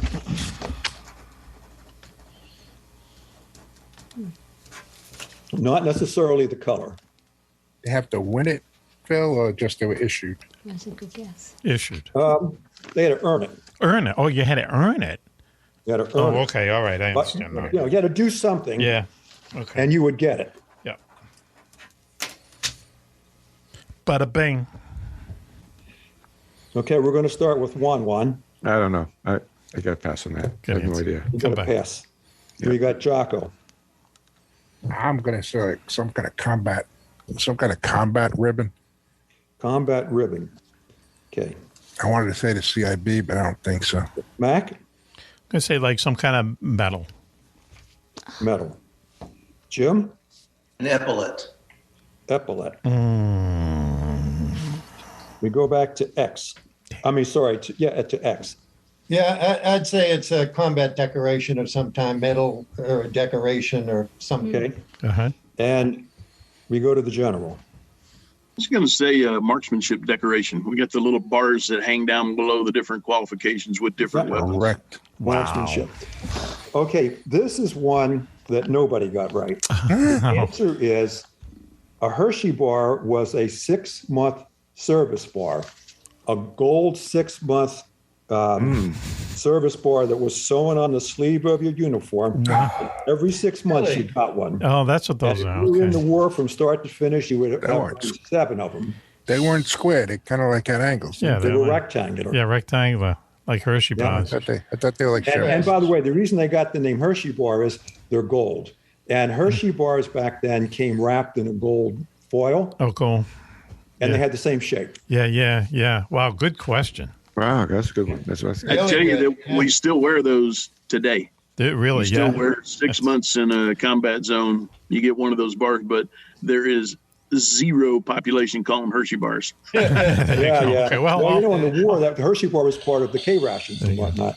K rations. Yeah. The next question. You're right. K rations back then. Right. Go ahead. Yep. The next question I think is pretty cool. What do Henry Fonda, Walter Matthau, and David Niven have in common? Okay, one more time. World War II. What do Henry Fonda, Walter Matthau, and David Niven have in common? I think I know.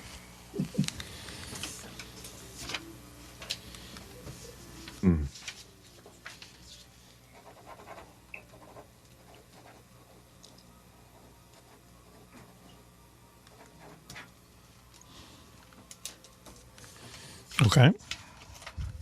All right. I think we're ready. And I think we're going to start. We're going to start with Juan on this one. Again? No, did we start with you last time? Yeah, you did. Yeah. And I Okay, had no so clue. we're going to go to Jocko. That makes sense on my scoreboard. It Jocko, does. what do you say? Jock. They were all in the Battle of the Bulge movie. Some kind of war movie. In the movie. Okay. Oh, good Go ahead. guess. Okay. Okay. Mac? I think they were all in Special Forces because I know David Niven was in Special Forces. I can't imagine Walter Matthau being in it, but that's my guess. All in Special All right, Forces. Jim? I figure they all played officers, but I'm not sure what kind. Okay. Now we're back to X. Yeah, well, they definitely played. They all played officers, but I think it was The Longest Day. And by the way, go ahead. Let me start this one over again. And give you all a chance to change your answer. Go. Oh. This was during World War II. It was not later in their acting. Oh, okay. All right. Something they all had in common during the service. All right. Go ahead. Let's start this again. I'm sorry if I missed. Juan. That's okay. Go ahead. You go first. Wani. Me? Yeah. No, Jocko goes. Oh, Jocko. Sorry, Jocko. They made training films for the military. All right, that's good. Training films. All right. Now we go to Mac. I'm going to say they're still in they're in the Special Forces somehow. Special Forces. Okay. He said the Jim? answers were wrong. I'm going to say they were all in the invasion force D-Day. They were all in D-Day. Okay, we go back to X. I kind of agree that I think they made motivational films. Motivational films. General? I think they all three served during World War II. Well, yes, that was a given. Okay. Yes. Specifically. That was the Not starting. making motivational films. Yeah. Yeah. That's No, but there was something else okay. that they had in common by virtue of their participation in the war. No clue. I just knew they were serving until you cleared all that up for everybody. There you go. And then we're 1-1.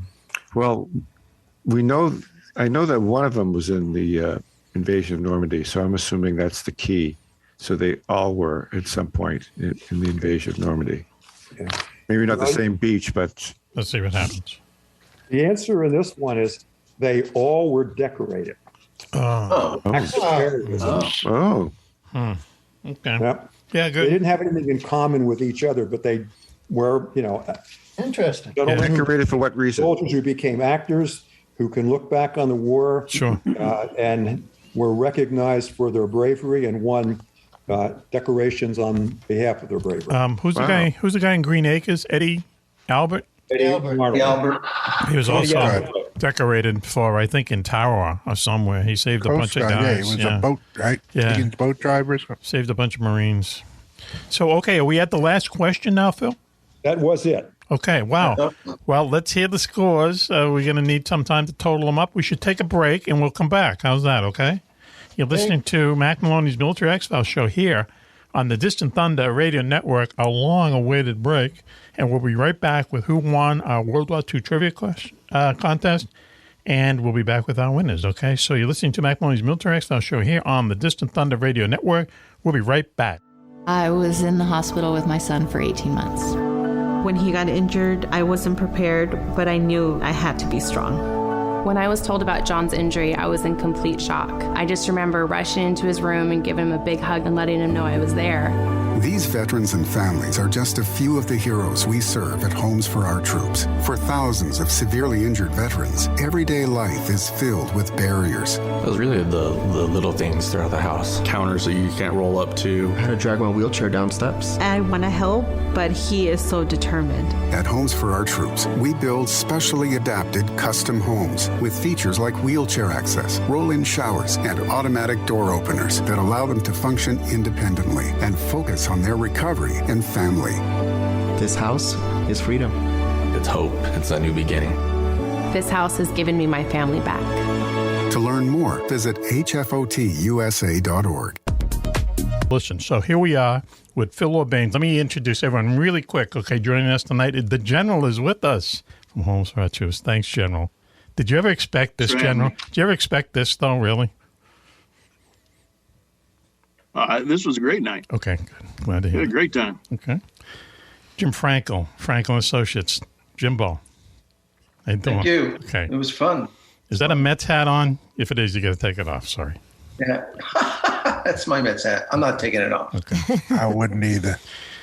Well, brave boys, you two. Okay, the voice you hear is Jocko Johnson down there, down south somewhere. Jocko. You gotta be a fan, man, when they win or lose. You can't just, Not when they lose. When they win. Well, I'd be a fan when they lose. They're the most dysfunctional team in the MLB. I mean, we don't have time to get into it. Since I was a baby. Terrible. X is here. X, thanks for joining us. Thanks for having me. Great questions, and I also learned a lot. Switchy is especially here. about Kilroy. Switchy. Yeah. Submarine, silent service guy, yeah. No, about the background. Yeah. Right. Great. I think Bill Maudlin. Did Bill Maudlin drive? No, he didn't probably draw him, but Bill Maudlin was a famous combat cartoonist. I thought he did. See, I thought he did. Yeah, maybe. Phil Orbanes is here. He is the past president of Winning Moves, the company that makes different kinds of Monopoly. They also make Risk. They sell the Rubik's Cube, Clue, a lot of kids' games. Phil, thanks for joining us. You guys do a Ouija board too, Phil? And Ouija board. We didn't want to say that tonight because Raven had a bad experience with a Ouija board. But anyway. So did my wife, too. Really? Yeah? My wife did some automatic writing the other day. Yeah, it was amazing. Really? The other day? Yeah. Yeah, you got to get her on the show. I was just going to say, get her on the show. You stay. Well, she was talking to some of her deceased relatives and some children. You stay home and have her come in the show. How about that? Yeah. Okay. Would she go through the Thirsty Moose with us? She'd probably be up for that if she was just a little bit healthier. Okay. Well, let's see what happens. Yeah. Okay. So anyway. Get a babysitter for Lucia. Also, the two. Did I mention all the beasts yet? Before I get to the beauties, I don't know. Switchy is here. The General is here. Jocko's here. Mama is here. Jim Frenkel is here. X is here. Mm-hmm. Okay? You know? Okay. Also in the studio is gracing us with her appearance is the very lovely Lois Lane. Yeah, what a night. This was very, very interesting. Interesting? Is that the word you chose? How about chaotic? Educational. Well, educational. Okay. I feel better. It's always educational. Also. Up there in upstate New York, our favorite good witch, Raven. Raven, how you doing? Hello, I'm doing so good. Mm-hmm. Let's just check in with you real quick, okay? Your clock is working in the background, the cat clock, still working. Okay? Still works. Still works, okay. And the ghost, have you heard from the ghost lately, or? Mr. Raven got grabbed by the ankle yesterday by our little friend. By the ankle? Oh. Okay. Oh. Mm-hmm. Hey, if it starts moving up the leg. He was on the elliptical, and I thought I heard something, but I was like about to hop in the shower, and I was like, this can wait. Yeah, it's just a ghost. Okay. If he comes out, he's got a compound fracture. Okay. I had a So joke. this is a ghost that's in your house? Yes. Yeah, there's something bopping around here. Wow. Take care I'm of not it. really sure what's going on, but Cool. yeah, Does this ghost ever shown? Can you feel it that much where it grabs your ankle? Grabs her ankle? Mm-hmm. Ooh. All I can Raven, suppose you if it can was take higher care of and it was that. grabbing you by the... No, Wow. shouldn't. Yeah, I'm trying to. I'm working on it. Oh, interesting. Okay. So listen, you real quick, you went to Salem for the Halloween. We're going to talk about it when in a future show. But how was it? Up or down, thumbs up, thumbs down, nutty. Salem, Massachusetts goes crazy on Halloween. Very, very nutty. Yeah, It's very chaotic is a good word. Yeah, yeah. But it's fun. You But know, fun, yeah. I mean, there's so much stuff to do. So It's nuts. and everything is so close by, so you could pretty much walk anywhere you want. Yep. So it was fun. Yep. They had the the police chief on, and he said, as soon as this is over, we start planning for next year. 365 to get Oh, the I cops bet. in line. Yeah. Mhm. Okay. Anyway, all right. So listen, we played tonight the 3rd edition of World War II Trivia Game. And I want, right now, let's give it up for Phil Orbanes for... Great job. Thank you, Phil. Great job, Phil. Thank you. Research questions. It's an eye opener. Some of these questions. Very good. yeah. Great stuff. Okay, let's And go. Before Raven. we go, and this does not have to be in your recording. Go ahead. I had one question in the second quiz that pertains to the general, although I didn't realize it at the time, and it's about being a second lieutenant. And what I like to do is read the question, and everybody can just verbally come out with a number because we're not going to be scoring this. Go ahead. And the question is this.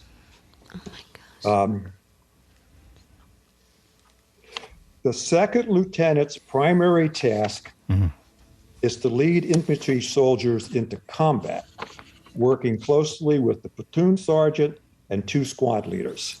The second lieutenant gives the orders. The platoon sergeant relays those orders to the squad leaders and other soldiers. Did I get that about right? Is that that's a pecking order? Yeah. That's kind of it in concept, though. At platoon level, they're all right there together, so a lot of times they get them direct. Yeah. So the question is, between D-Day and the Battle of the Bulge, what percentage of second lieutenants did a typical Army division lose? What was the casualty rate among second lieutenants between D-Day and the Bulge? Yeah, How many were in a division? No, you don't have to worry about how many. Yeah, how about the casualty? What I bet you it was like 20%. I was going to say like 40%. I bet you it's pretty Max high. says 40. Jim, what do you say? I was going to say 75%. 75%. Jeez. X, what do you say? 65%. 65? Yeah. I'd say 50% at least. 50%. General? Yeah, I think 75%. 75%. Think Did we get them all, or we have one more to go? Jocko. I'll go with about Jocko? 60. 65. 65. I'm going to say 58, even though I don't qualify. Who is it? Well, the answer to this question is really astounding. 150%. Oh, man. Oh, man. Whoa. I mean, look, you're a second lieutenant. You're the one standing up and directing, Yeah. small unit orders.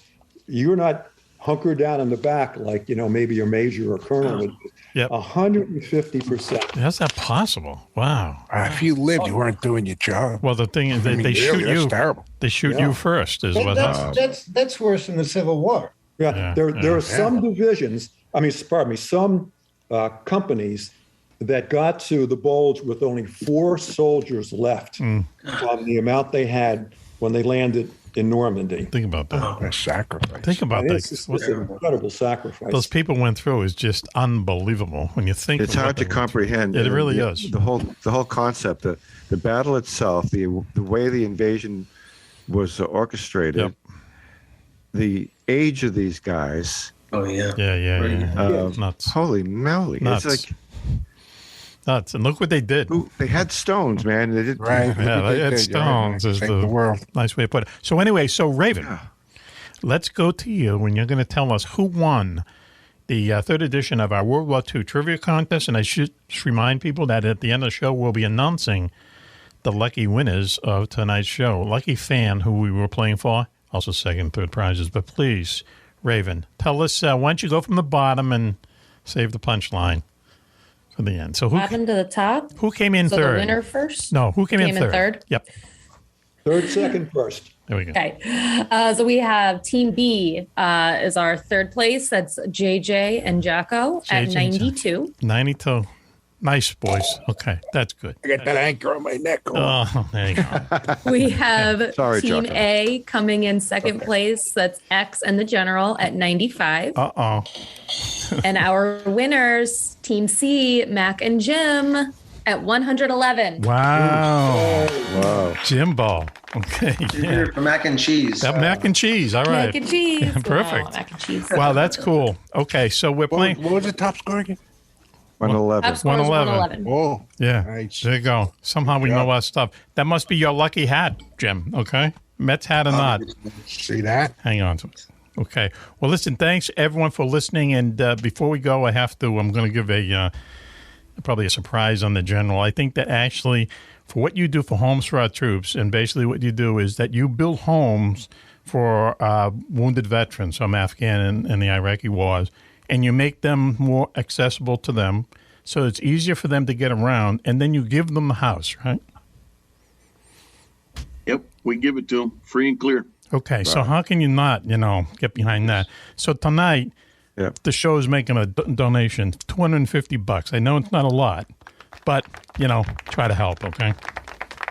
Thanks, Mac. Okay. Really appreciate it. Yeah. Really appreciate it. And Thank you very we, much. yeah, we- Every little bit helps because we got so much work to do. Yeah. Give us an address, General, where we can send our Please own donations. tell everyone where they can donate. The best way would be to go to our website at hfotusa.org.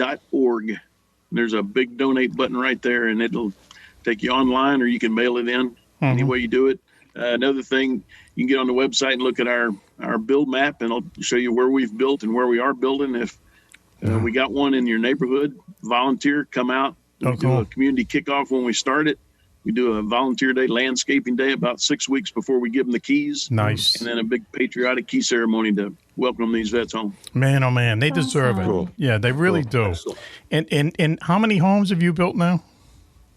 322, and we got 75 underway right now. Wow, man, that's insane. How long have you been doing this?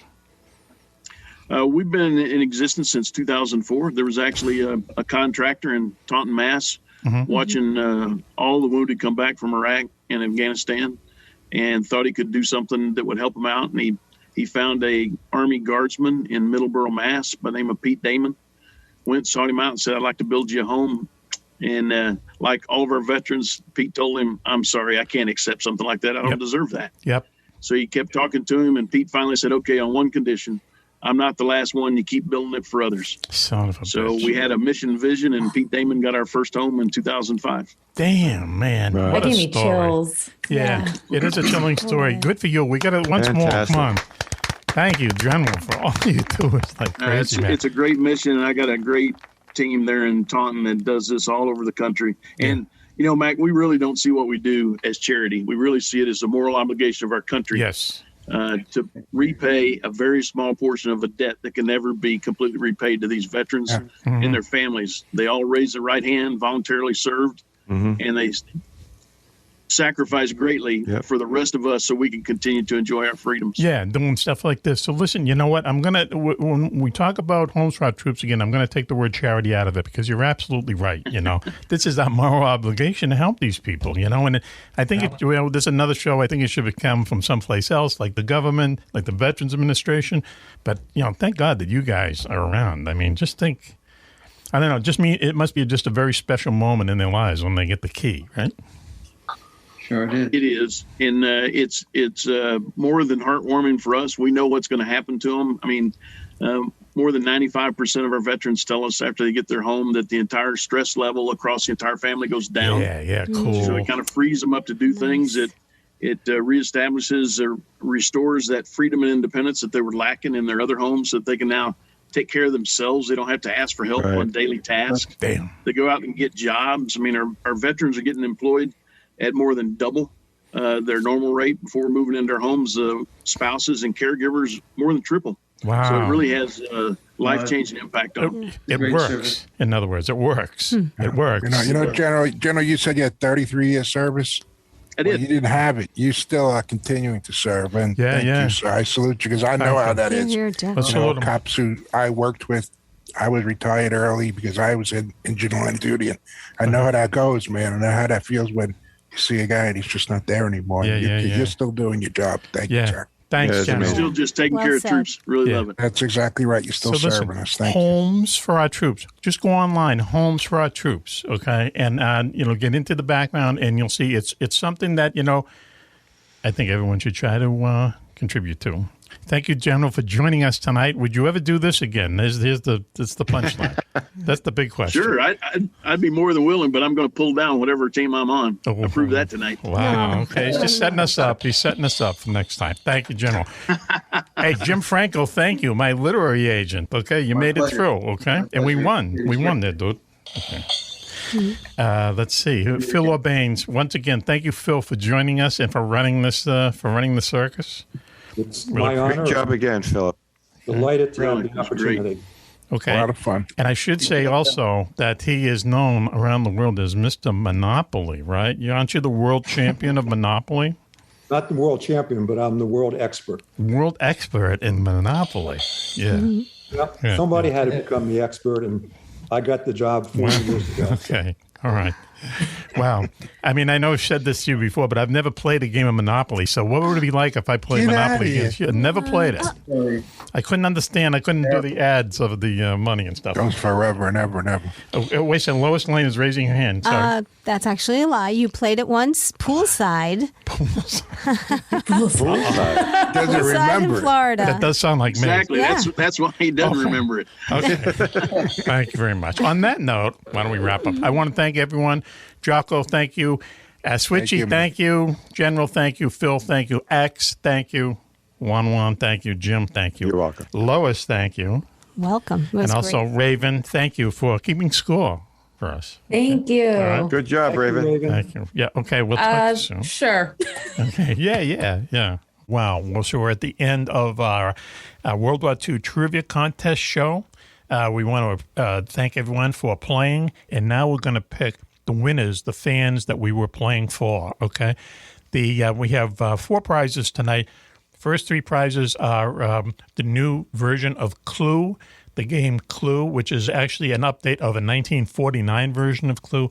And these prizes are donated by Winning Moves, winningmoves.com. They are the people who make Monopoly. They make Risk. They make the Rubik's Cube. They make Chutes and Ladders, which is Juan's favorite game, and a whole bunch of other ones. Thank you for donating the prizes tonight. Thank you to Phil Orbanes for emceeing the show tonight. And now, here's the time that we've been waiting for. And Lois, please, pick out the number 4 winner. Number 4. Okay, number 4. I'm reaching into the fishbowl. Into the fishbowl. And pulling out our first winner. Okay, the winner is Michael Smith from Spring Hill, Florida. Okay, let's go. Let's give it up. Michael Smith. Hey, Mikey boy. He's a super fan, this guy, Michael Smith. He'll be glad to hear that. That's excellent. Congratulations, okay, next winner, Michael. Please. All right, reaching in of all the entries, and we have Richard Simpson. He's up in Canada. Okay, yeah, that's a mistake written by the person who hacked the fishbowl. Okay, hang on. So now pick another one, please. Okay, we have... Let me read this one. Zeppelin got his name in there, Zeppelin. Hey, Zeppelin. Okay, a.k.a. Bacon. All hail Zeppelin the pig. Future Bacon. Enjoy it. Okay, please, forget. Let's pick a legitimate one. Hopefully this one. Okay, go ahead. Enough with the jokes. Here's the next winner. It's our second place winner. Second place winner is Valerie Muchler. Valerie Muchler. Okay. From Bay City, Michigan. Bay City Rollers. Hey, yeah. Yes. Excellent. Okay. I wonder. And Good job, guys. Our first place winner, they're going to win a deluxe edition of Risk in Europe, compliments of Winning Moves, winningmoves.com. Please, number 1 winner of our World War II Trivia Contest is... I'm reaching in, and the grand prize winner is Den Martin from Springfield, Missouri. Yes. Okay. Wow. Yay, great Next time I'm sending Juan some study material so we can win this thing. Okay, yes. All right, next time, yeah. Thanks. Thanks for everyone to take. Well, wait a second. I'm reading The Rise and Fall of the Third Reich. What do you want from me anyway? You got to remember it, though. Wow, okay. Who won that war? Hey, listen, so thank you for everyone who for joining us for the World War II Trivia Contest tonight. It was a lot of fun. And so this is Mack for the entire gang saying, until you hear us next time, be safe, be happy, and... Bye-bye.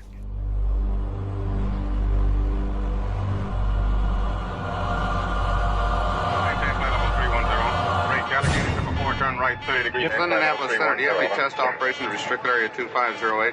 Aries 31, roger. Traffic is quite luminous and is exhibiting some non-ballistic motion, over. Roger, Aries 31. Continue descent at your discretion, over. Okay, Center. The traffic is approaching head-on, ultra bright, and really moving. They're right by us right now.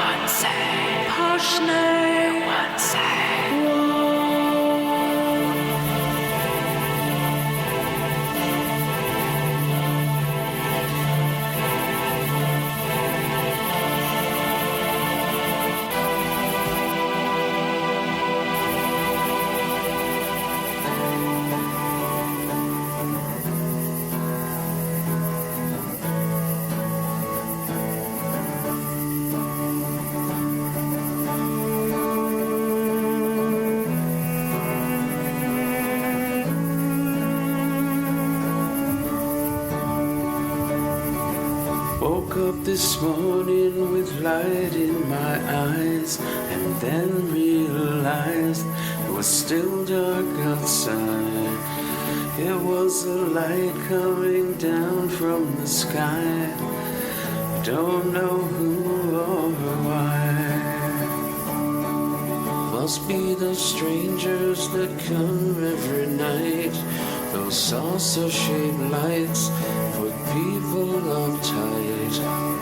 Leave blue-green footprints that glow in the dark. I hope they get home all right. Hey, Mr. Spaceman, won't you please take me along? I won't do anything wrong. Hey, Mr. Spaceman, won't you please take me along for a ride? Woke up this morning with light in my eyes, and then realized it was still dark outside. Over my window they'd written my name. Said, so good to see you again. Hey, Mr. Spaceman, won't you please take me along? I won't do anything wrong. Hey, Mr. Spaceman, won't you please take me along for a ride?